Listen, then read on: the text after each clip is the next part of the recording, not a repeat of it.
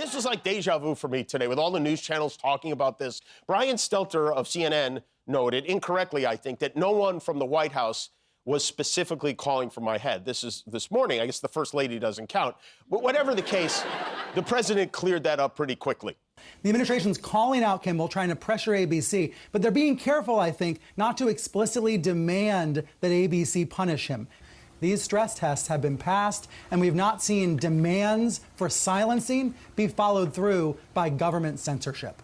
Well, Brian, just as we were speaking, the president actually put out a note demanding that Jimmy Kimmel be fired by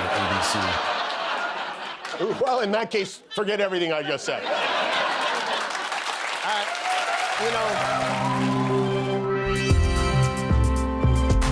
Welcome to Quiet Riot, the politics podcast that's less about grandstanding and more about understanding. I'm Andreou. And I'm Naomi Smith. Every week we settle down to separate what matters from what's merely loud. The emphasis on this show is we, because changing the world is a team sport. So get those headphones comfy, give your neck a little crick, and settle down with us for another Quiet Riot.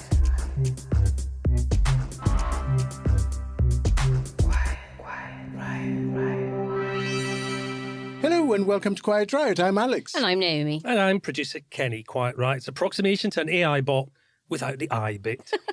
One thing that's not artificial is the cost of keeping this show on the road. And if you'd like to help back what we do, simply head over to ko-fi.com/Quiet Riot Pod to sign up as a Quiet Riot supporter for as little as $5 a month to help us keep this show free for everyone, whatever their individual circumstances. This week, King Charles III is on his state visit to the US to celebrate the 250th anniversary of throwing off the yoke of a king in favour of undiluted democracy of the kind offered by Trump. A perfect opportunity for Americans to finally understand irony. And as the final week of campaigning for those May elections gets underway, we have a look at all of the latest politics, polling and panic from across the country. To help us find the choicest nuggets of that particular menu, we are joined by Quiet Riot favourite and Executive Director of More in Common UK, Luke Tryl. Luke, welcome back. It's great to be here.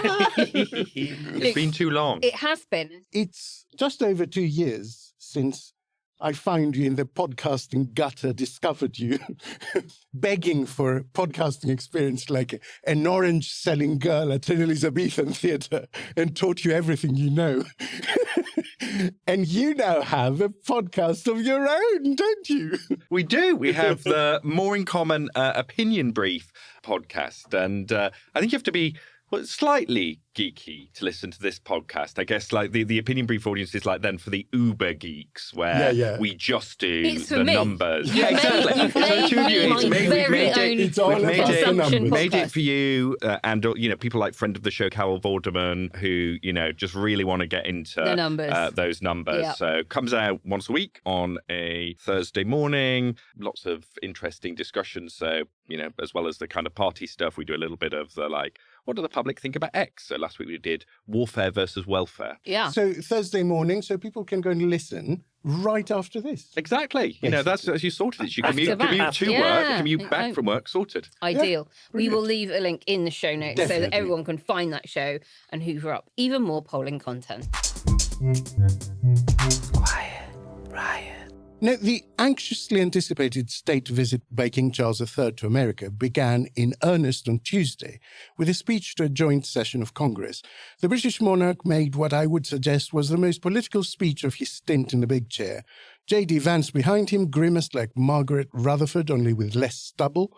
I'm sure Trump will be very angry if anyone ever explains to him just how much shade was thrown. The Founding Fathers were bold and imaginative rebels with a cause.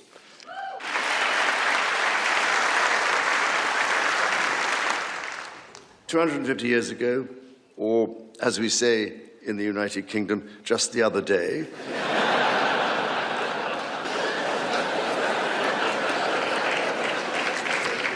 they declared independence. By balancing contending forces and drawing strength in diversity, they united 13 disparate colonies to forge a nation on the revolutionary idea of life, liberty, and the pursuit of happiness. They carried with them and carried forward the great inheritance of the British Enlightenment, as well as the ideals which had an even deeper history in English common law and Magna Carta. These roots run deep, and they are still vital. The US Supreme Court Historical Society has calculated that Magna Carta is cited in at least 160 Supreme Court cases since 1789, not least as the foundation of the principle that executive power is subject to checks and balances. Two kings, the White House posted with a photo of Trump and Charles as if to underline the total lack of any comprehension, political or historical. The gentle roasting continued during the state dinner. You recently commented, Mr. President, said Charles, that if it were not for the United States, European countries would be speaking German. Dare I say that if it wasn't for us, you'd be speaking French. Meanwhile, the mutation of the White House into Cosa Nostra, perhaps we could settle on Casa Nostra, continued apace. You may remember the Trump administration getting its stars and stripes in a bunch when Lucy Connolly was convicted for posting, "Set fire to all the fucking hotels full of the bastards. If that makes me racist, so be it." Hours after which hotels were set on fire. Well, this week, those very same guardians of free speech indicted former FBI Director James Comey over an Instagram post of threateningly arranged seashells. We really are living the shittest timeline.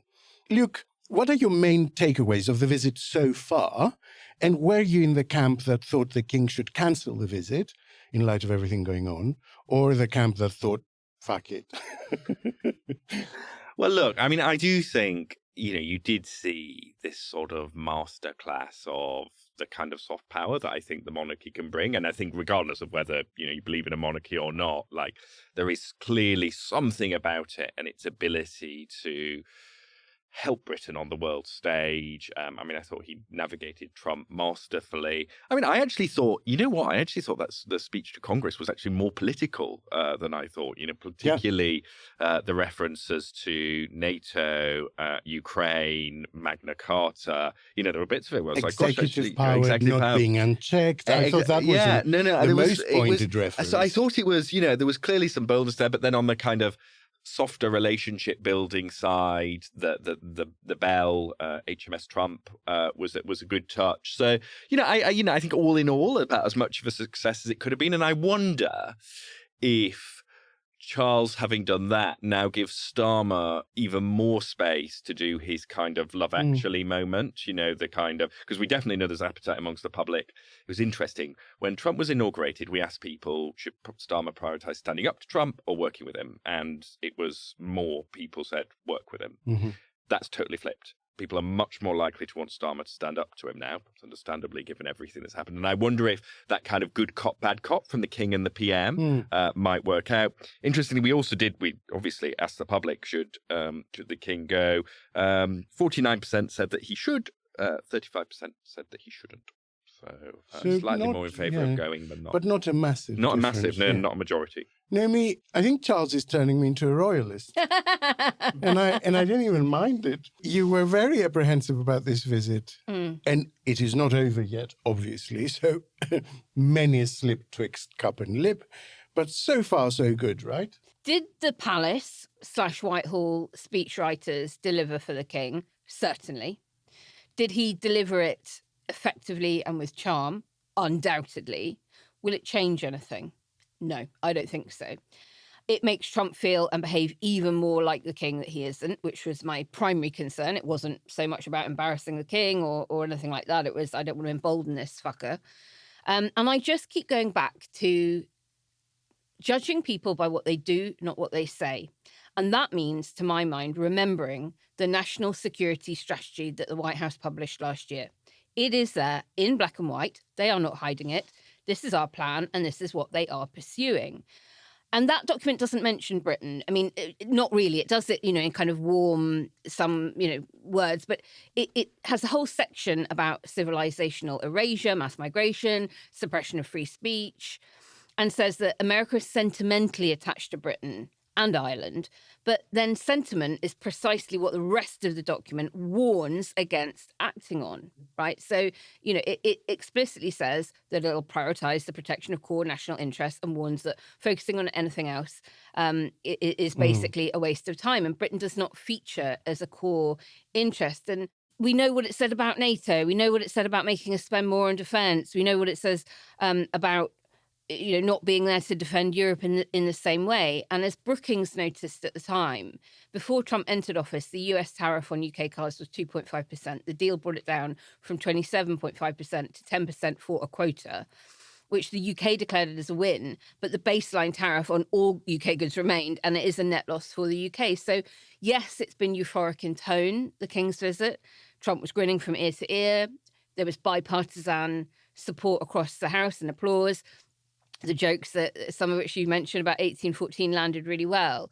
But remember, this is also happening on the same day that Britain's own ambassador to Washington, Sir Christian Turner, was revealed in a leaked audio to have said that the country with the special relationship with the US is probably Israel, not Britain. So all in all, has it been a good, bad or neutral week for us? Probably neutral. Maybe that's what we want to hope for, that the visit might stop things getting even worse. But that is a far more modest achievement than the headlines suggest, and that the UK was hoping would be the net result of it. Could I just add to that? Because the points that you all make, it's hard to disagree with any of them. But when I watched it, what I was seeing was a sausage-fingered man blowing smoke and shade at a sausage-brained man. And, the sausage-fingered man had just binned his brother out of the family farm for hanging out with wrong'uns. The sausage-brained man is the biggest wrong'un on the planet. I mean, look, Charles did fine. He gave Trump a bell with his name in it. I think a Kinder Egg will do with Trump soon. We're going to save money. But I think we've got to stop thinking about talking as if two sausage men having a lull is a sign of success. It's not. It's very definitely not a sign of success. It's just a reminder of how low we've fallen.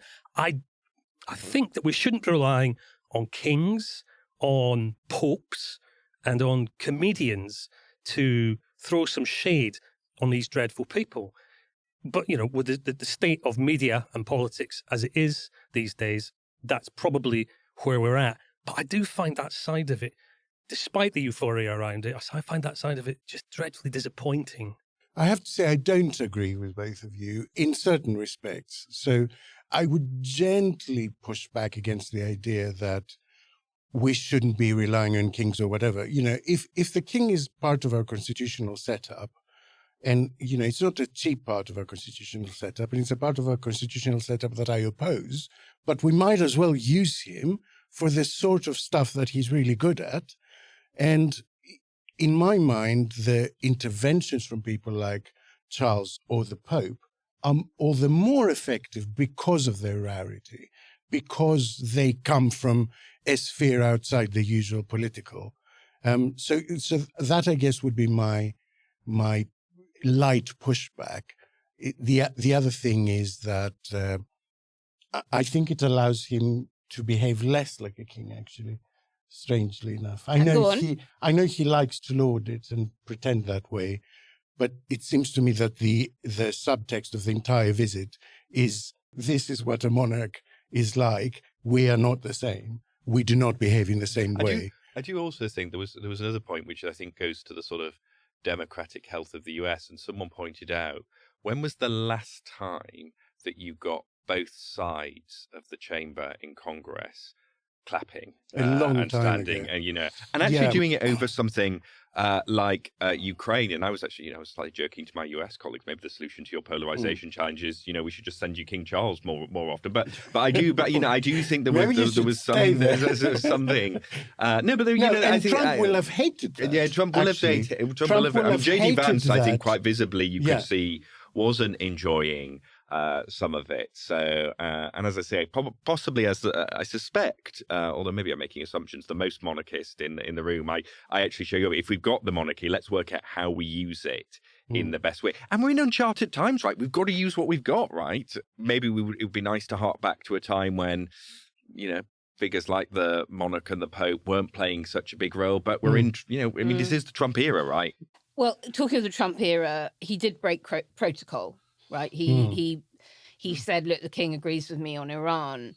Alex, does that matter, given everything that comes out of his mouth is a lie and everyone could just dismiss that as another one? Also, I mean, the king doesn't think Iran should have nuclear weapons. Well, duh. I mean, it's not exactly a tear out the front page moment, but I think it is a reflection of just the amateurism that runs through diplomacy in the US, just as it does through all aspects of US governance right now. Look at Hegseth, look at RFK, look at the woman in charge of education.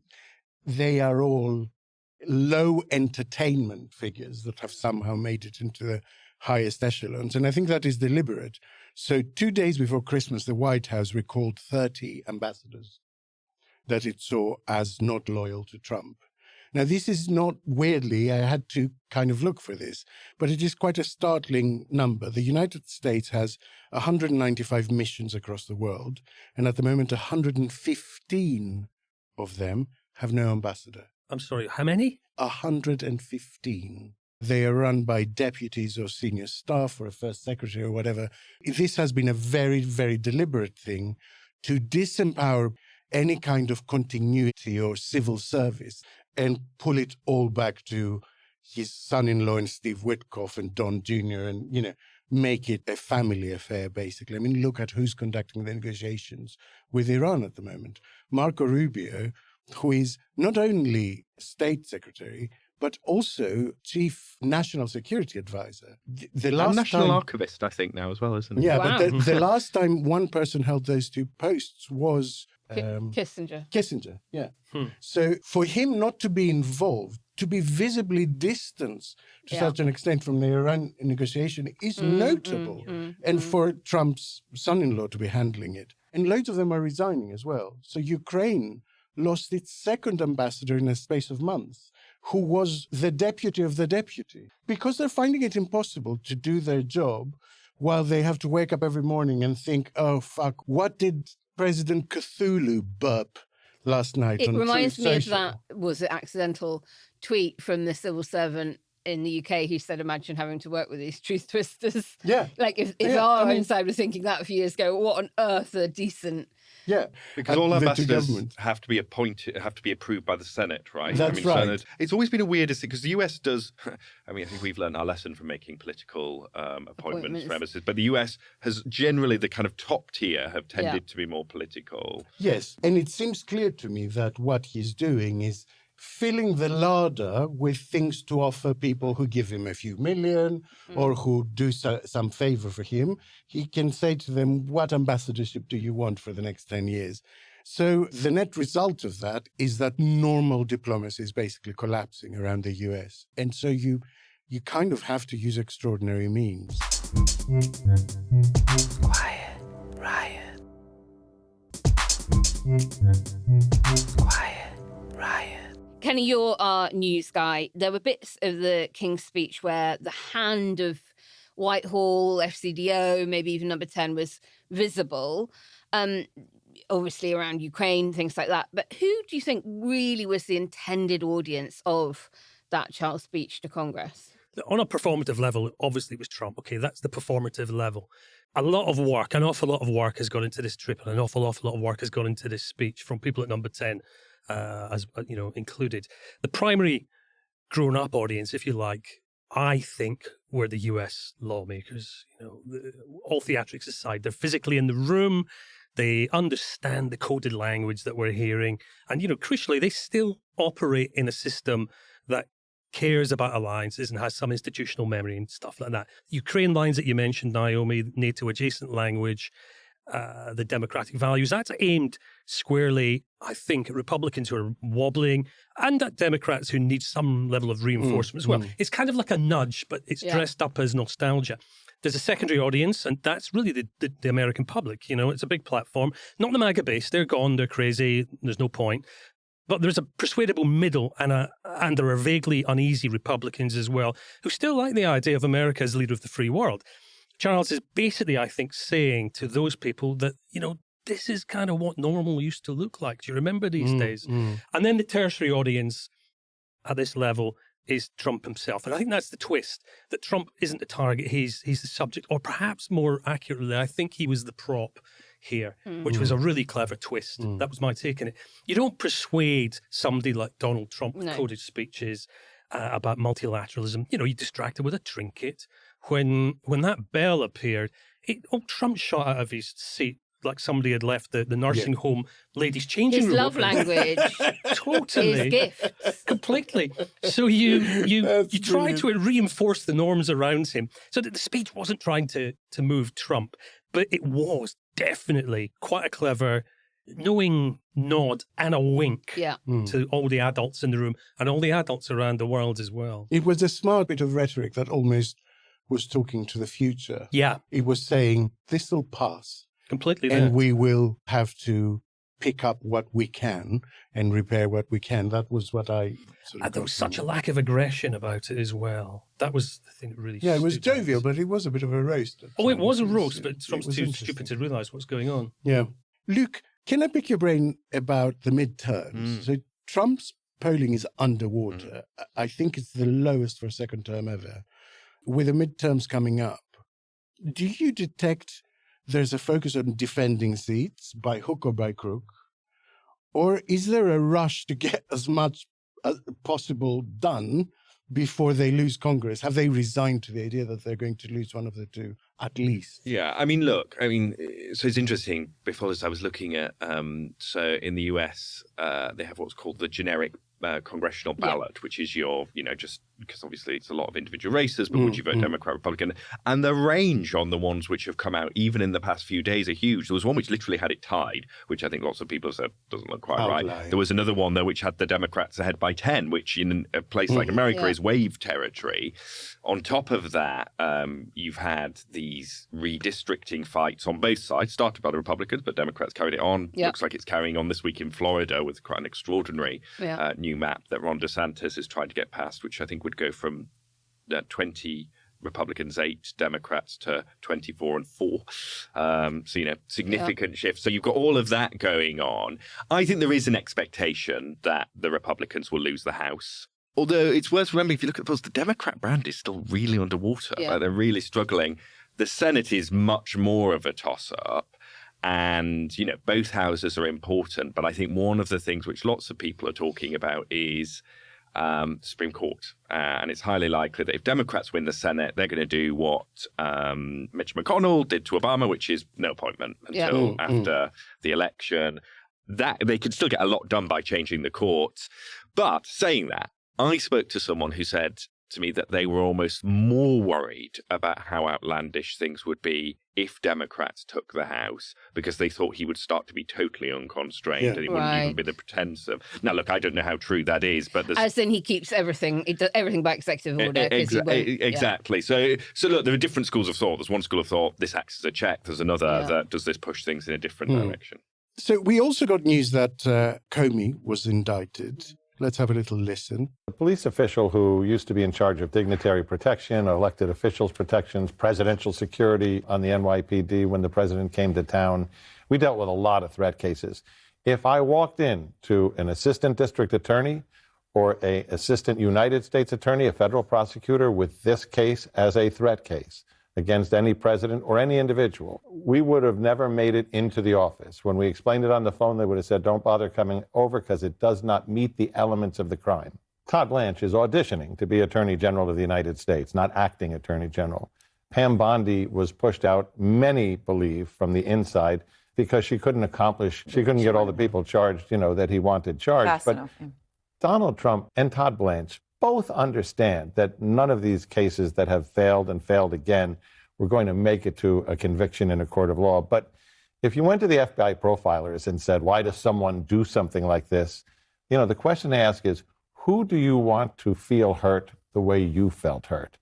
This is a two-time president who, in his off term, was indicted, was charged, suffered mugshots and, arrest procedures. I don't think he expects a conviction. I think what he's looking for is the humiliation of the process because, as every lawyer who looks at these cases says, they're impossible to convict.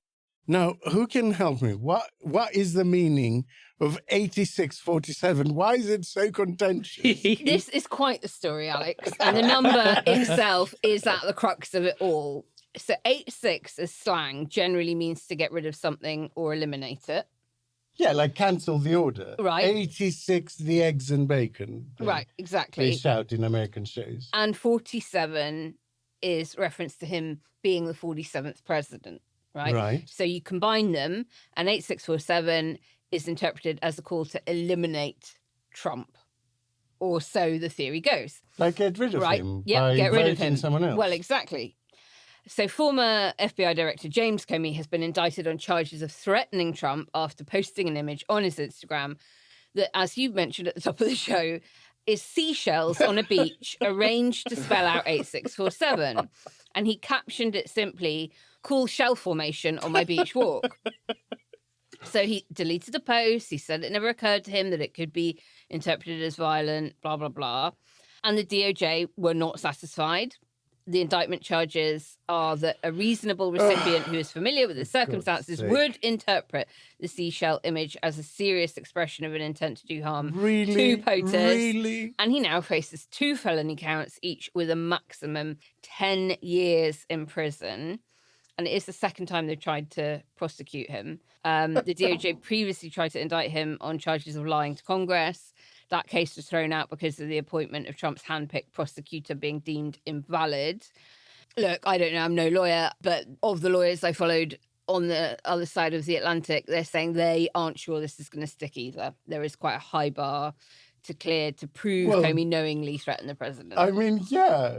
Did you have to get a grand jury to indict? They did. So they did, which is what every commentator was going. How did they? Why? I mean, who knows? When you say 86, those eggs and bacon, I don't expect the chef to take them round the back of the diner and shoot them. It just means I've decided to have something else. 86 probably dates back to Prohibition, though. Originally, there was a bar called Chumley's, apparently, in the West Village. And depending which version of the story you read, I've done a piece on this before many years ago. Either during Prohibition, the police would phone up and say, "We're going to raid you, chuck your customers out." And Chumley's had 2 entrances, the main entrance, and it had a side entrance. I've written this down. On 86 something. Exactly, 86 Bedford Street. Oh, my 86 goodness. your customers, which seems very appropriate to me. Fascinating. Yeah. Can I ask you something? Would we be cheering if this was Stephen Miller indicted? Is this about tribalism to a certain extent, or is it objectively ridiculous? I mean, I like to think for something like that we wouldn't be, yeah. But there are clearly some people who would be, right? I think there's 3 schools of thought, isn't there, kind of post the Trump presidency. There is one school of thought, which is almost the Ford-Nixon one, that America needs to heal, and if we keep this arms race on indicting opponents, it's bad. There's a second, I guess, the bulk, which is let's prosecute the people who did the most egregious things. And then there's the third school, which I just want anyone who was there to get. So I think there are different shades. We were talking about that recently when it came to the Hungary result, because there's a lot of people going, this is how to do it. You go after them so that there are consequences. And I have to say, I am traditionally a let's move on kind of person.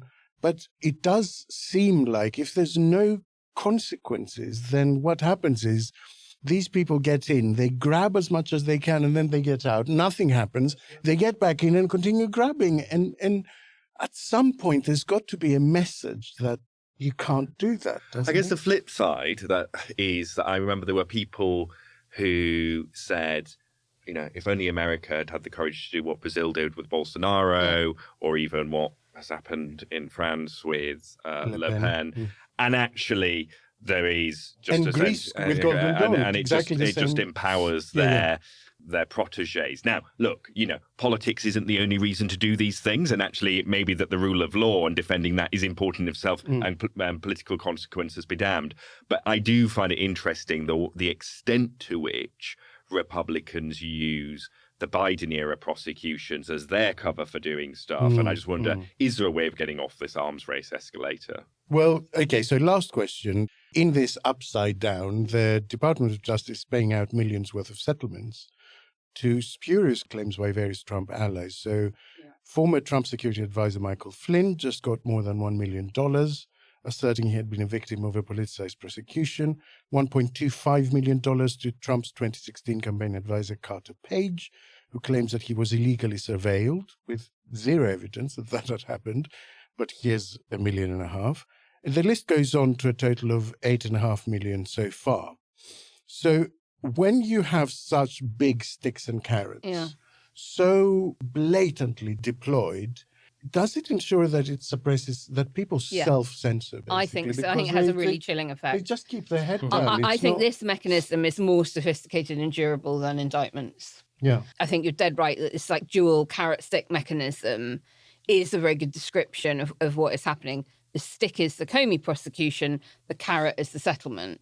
And together they answer the question that every federal official and FBI agent and intelligence officer or even civil servant making the tea will silently be asking themselves, what happens to people who cross or wrong this administration, and what happens to the people who cooperate with it? And now we know the answers because they are now written in court filings and in dollar amounts in people's bank accounts. And I think the chilling effect it creates just doesn't require anyone to be explicitly threatened. There's another important point with this, because even if you as an individual want to stand up to the bullies, your boss might not want you to do that. You know, that's where the Stephen Colberts and the Jimmy Kimmels of the world come in. They're the headline examples of it. But the very fact that individuals themselves might want to take a stand isn't of itself enough to guarantee that freedom is permitted to them. Totally. That the executive suite won't go completely. It's more trouble than it's worth.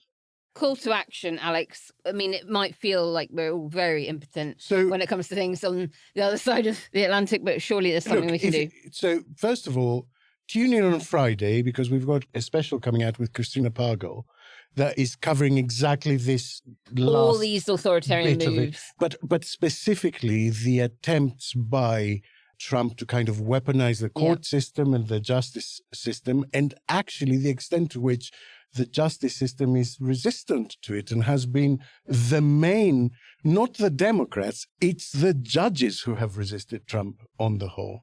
Tune in for that. It will be out on Friday morning. Other than that, if you want to go the partisan route, Democrats do have a chapter in the UK that you can sign up for updates, you can volunteer, you can even donate. They're at democratsabroad.org/UK. We'll put a link in the show notes.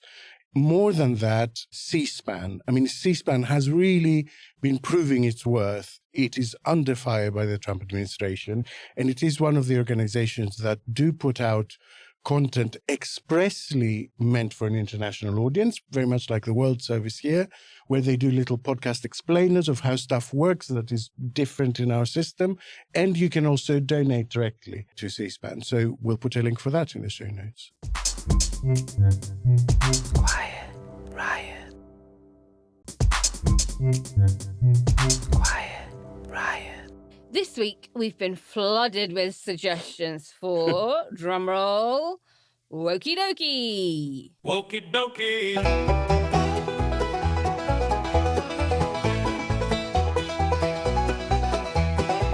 Wokey Dokey. Alex, tell us what's woke now. Lawrence Fox. He's not woke, is he? There's a natural build-up to these things, okay? It's a speech. It's a monologue. It's not a two-hander. So Lawrence Fox has been on a mission to seek attention of late, obviously not getting enough, with catchy little tweets like, schools are leftist indoctrination factories obsessed with sexual deviancy, and the left is out of ideas. The creative right needs to reclaim the arts. Or we should discuss whether giving women the vote was actually a good idea. But nothing caught the eye as much as his latest tweet. Farage is the worst possible thing that will happen to Britain. Establishment shill, Ponzi scheme operator, indistinguishable from the Uni Party. The entire woke edifice is built on shutting down free speech. He's fully signed up to the woke agenda. So this week... Wow, okay. So this week... Nigel Farage is woke. They actually discussed it on his tremendous podcast with Calvin the Reverend. Is he still a Reverend? I don't know. He wears a big white collar, so either he's a Reverend or... I think he changes churches quite a lot. Yeah, but they discussed it further on his podcast. Have a little listen. The online abuse on X that our minority candidates are receiving is utterly appalling in every way.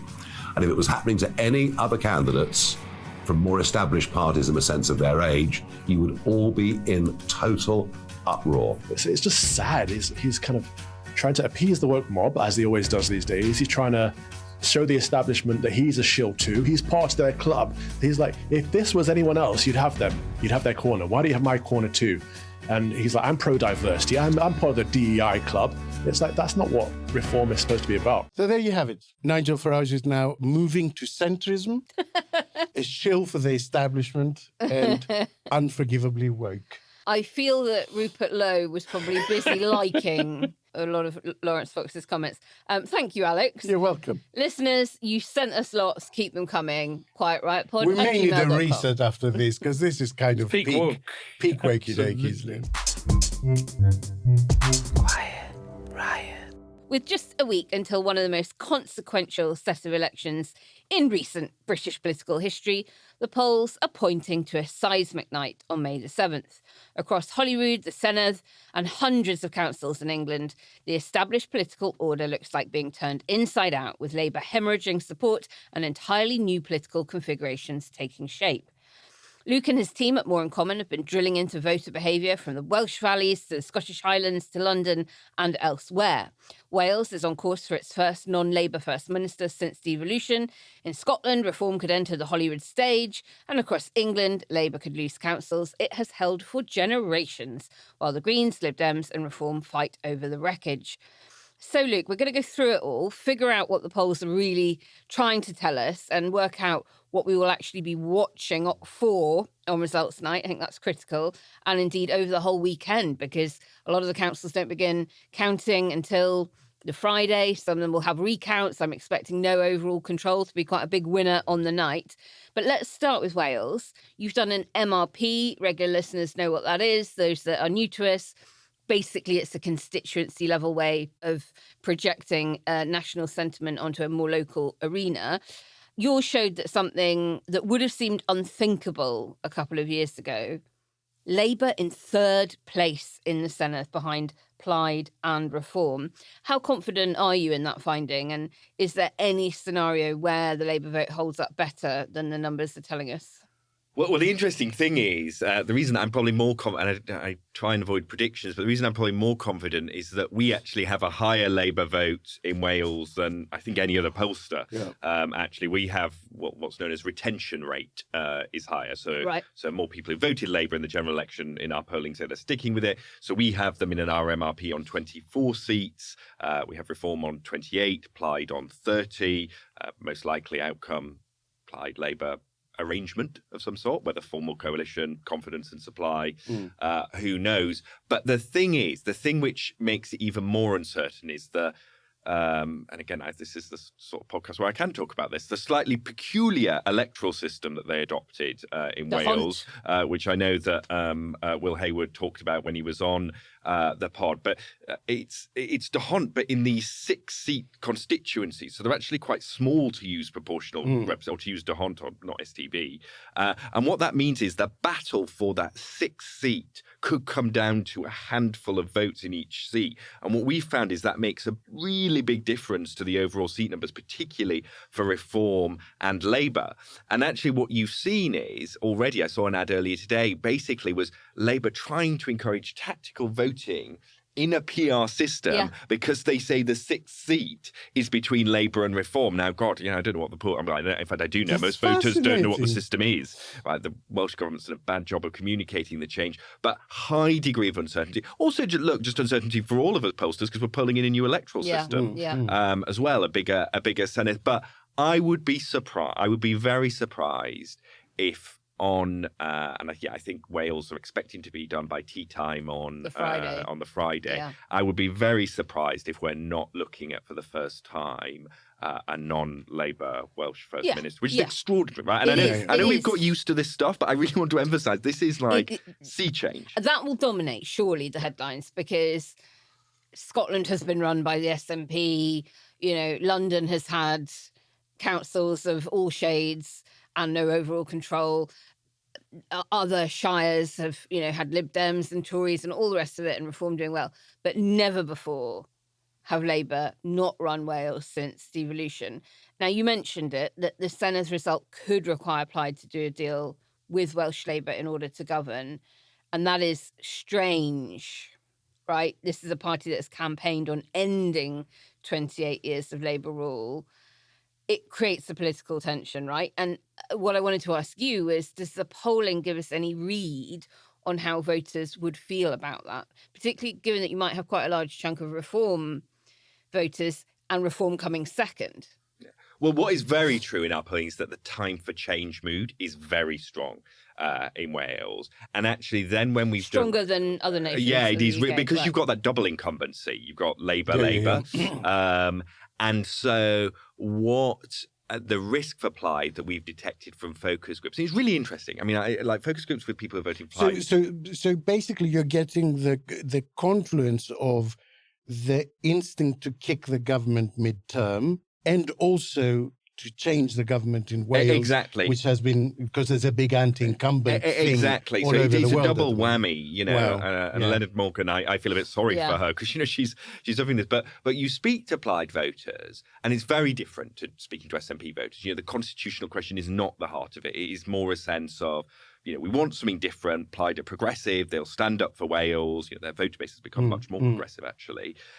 But we want change. And so it does not surprise me that Rhyn ap Iorwerth has said he'd rather do a minority government than go in with Labour, because the sense of, well, you're just going to get the same party just in a different order, I think goes down quite badly. But what actually happens, let's see. And does that more progressive civic nationalism that Plaid play into depress the Green vote in Wales in a way it doesn't in England, because they don't have that.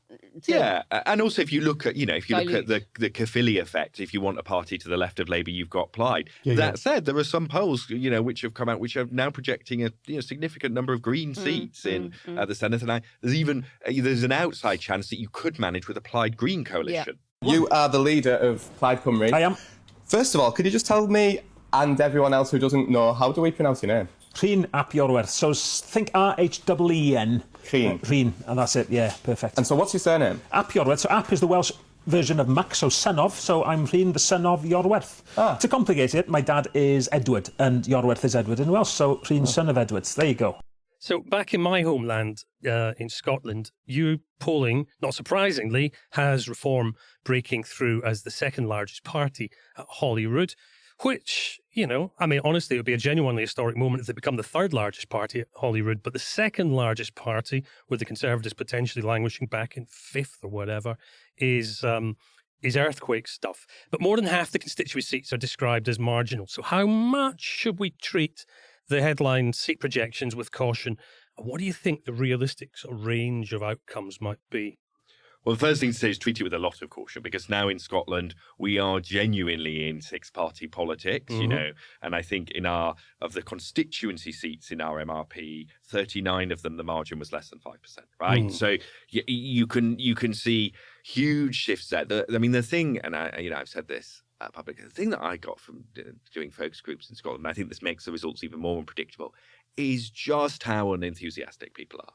I've never factor. I have never been in focus groups where people, because normally at least you get some excitement about getting rid of someone or getting someone in, and you speak to unionists and they're like, oh, well, I kind of want the SNP out, but I don't like any of the parties. You speak to nationalists and like, John Swinney's not very inspiring. Yeah. This sort of combination. So that, I mean, turnout, I don't know what that is going to be like as well. I think lots of things, you know, I'm most uncertain about Scotland. If you talk about a range, you're anywhere from an SNP majority through to the SNP still the largest party, but maybe even the nationalists, that's the SNP and Greens, being unable to get a majority. I mean, it's a huge range. I suspect that I know lots of listeners will have caught this, that Lord Offord last night in the debate, talking about his multiple homes and boats, might have done a little bit to depress that risk. It's extraordinary during a cost of living, quite extraordinary.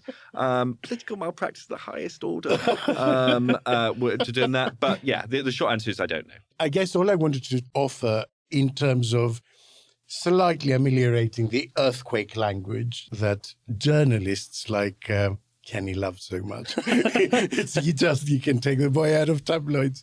Damn me for making stuff interesting. Is that both in Wales and Scotland, if you look at the reform vote as a consolidation of the pre-existing Brexit, UKIP vote and Conservatives, which are nowhere to be found, then you get to second quite naturally in Wales, for instance, and you get to third or maybe even second, because last time the Conservatives were second in Scotland.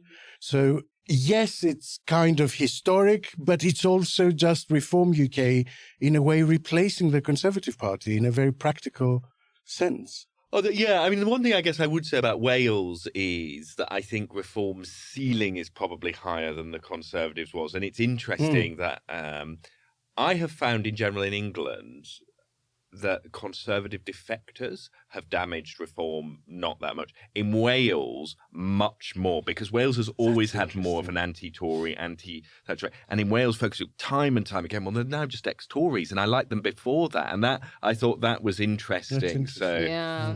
Okay, let's move south of Scotland back into England. And the scale of Labour's potential losses in those northern metropolitan councils is quite striking. Places like Barnsley, Sunderland, Wigan, Labour heartlands. What does your research tell us about why those voters are moving and where they're going? We hear a lot of, when we talk about Westminster elections, general elections, Labour losing seats to Reform, not because there is this swathe of voters directly going from Labour to Reform, but because so many are going to Lib Dems and Greens, that's letting Reform take the seat. Is that a pattern that is happening and being repeated in council elections, or is there more in those heartland seats, a direct Lab to Reform switch? I think it's a bit of a mix, right? So there is definitely...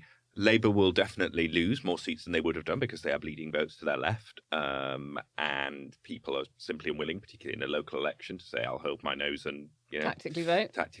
And it's not even entirely obvious post-Gorton that Labour is the best stop Reform vehicle. So it's definitely that. But there is also, particularly in places like Sunderland, where I was doing focus group, I was in Sunderland on last Friday, doing focus groups, there is a bit more switching there of people just being like, look, I just want change. There is some sort of frustration on immigration and seeing Reform as the best way. Let's remember, local elections are often used to give parties a kicking. And it looks in somewhere like Sunderland that if you want to give Labour a kick, if you want to say I'm not happy with this, Reform is the way to do it. So, I mean, I do think, somewhere like, what's interesting about Sunderland, again, to talk about that more historic nature is, that is an area that did not fall when the Red Wall fell. It has been Labour.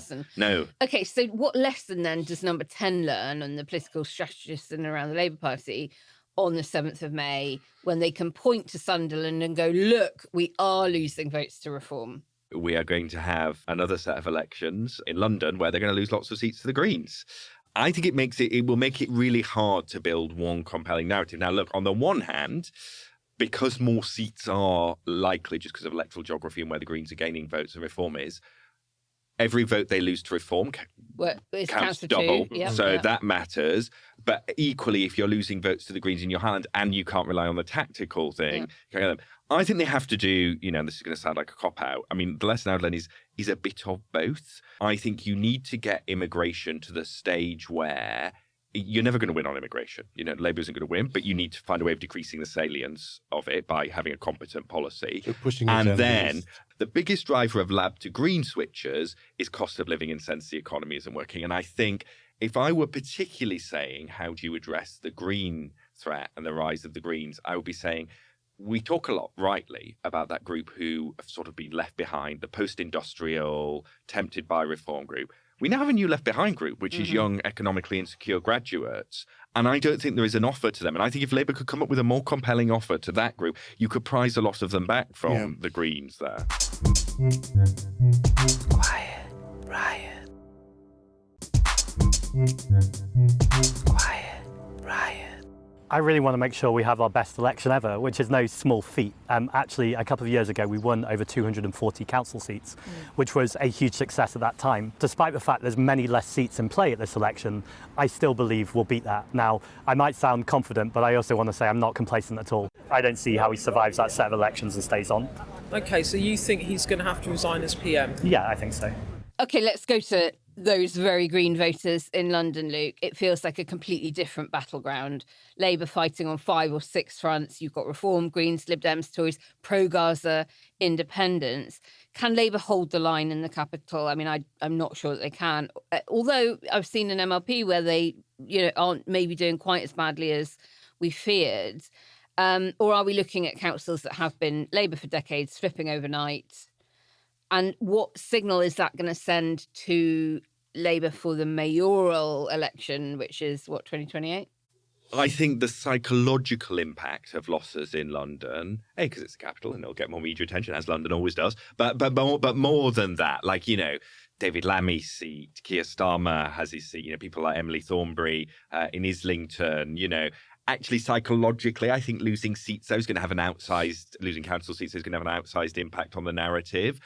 I think we will see some surprising results in places like Hackney, which have been controlled by Labour since. But there are Southwark, I think. Southwark, and also, there's a chance that what you get is the Lib Dems consolidate their gains in the north of the borough in Southwark, if I'm getting it right. And then the Greens doing well, in Peckham and Campbell, so they could lose to their, they're in somewhere like Barking. I don't expect the Reform to win outright, but could definitely eat into where I think Labour won every seat on Barking at the last election. And then also you've got another story, which is, we're fairly likely it will be another set of bad elections for the Conservatives. I think they're hoping if there is one success story, it might be taking back one of those former flagship boroughs, Wandsworth or Westminster. So, as you said, all sides. Let's talk about the Tories, because the Conservatives do seem to have almost disappeared from the conversation around these elections. I'm sorry, Luke. And it's remarkable for a party that was in government less than 2 years ago. They ran the country with a majority less than 2 years ago. And now we don't talk about them. Maybe there's an answer in that. Well, indeed. So come on, what are the numbers showing for the party across the board? Direction of travel, Kemi Badenoch as leader versus popularity of the party. Give us that kind of overall sense. Are we looking at managed decline, or are we approaching a tipping point in their favour, or a collapse? So a couple of things. So one, I think you're absolutely right with your sort of not on the pitch. The worst thing for them, particularly in Scotland and Wales, it's not you get people ranting about them, they just don't bring them up. Yeah. They're absent from the conversation. Incredible. They're going to be squeezed in much of England. Obviously there's parts of the West Midlands which are probably lose seats, certainly lose seats in those counties that were delayed. Essex, Norfolk, Suffolk. Lib Dems, I suspect, to do quite well at their expense in the two new Surrey authorities, which are being contested for the first time. So, look, I think it's going to be another difficult night. And there's an interesting paradox which is emerging when it comes to the Conservatives, which I've sort of been trying to dig into, which is Conservative vote share has basically been flat now. What has changed is Kemi Badenoch's personal approval ratings.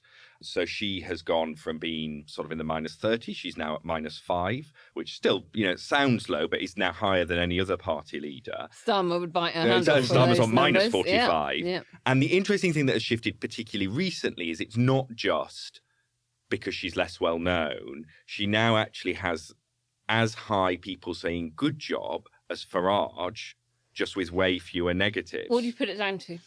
So again, when we've asked people in groups, people will say, well, I quite like the way she takes Labour on. She says it like it is. She's very competent. Some people find her too caustic, I should say. And, sometimes they're less polite than that. Yeah. But there is definitely, The more I see of her, the more like it literally you're not who she's fishing. No, I know, but it's now got to a Pavlovian point of just reaction. but the interesting is, you get a lot of people who've gone the other way. They say, I thought she started terribly, but is now doing better. But, and I think this is the killer thing, and this might be why, look, and again, don't make predictions, but it may be why the Conservatives are on the path to follow the Republicans in France, is you get more people saying, I like her, but there's no point in voting Tory.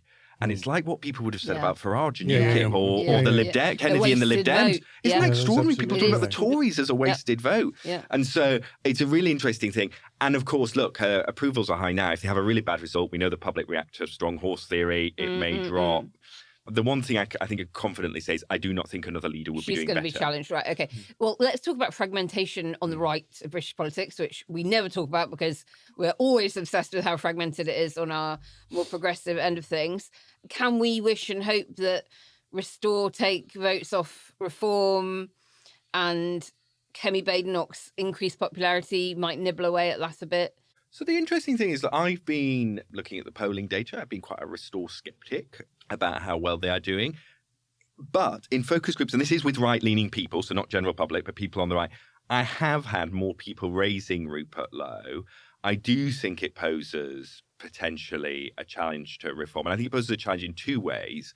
One is just kind of raw, if they lose, even if Restore get 3%, right, that affect in fragmented politics. Yeah. But the second thing is, do Reform react to Restore by going, we've got to pivot right, which then alienates a whole series of swing voters here?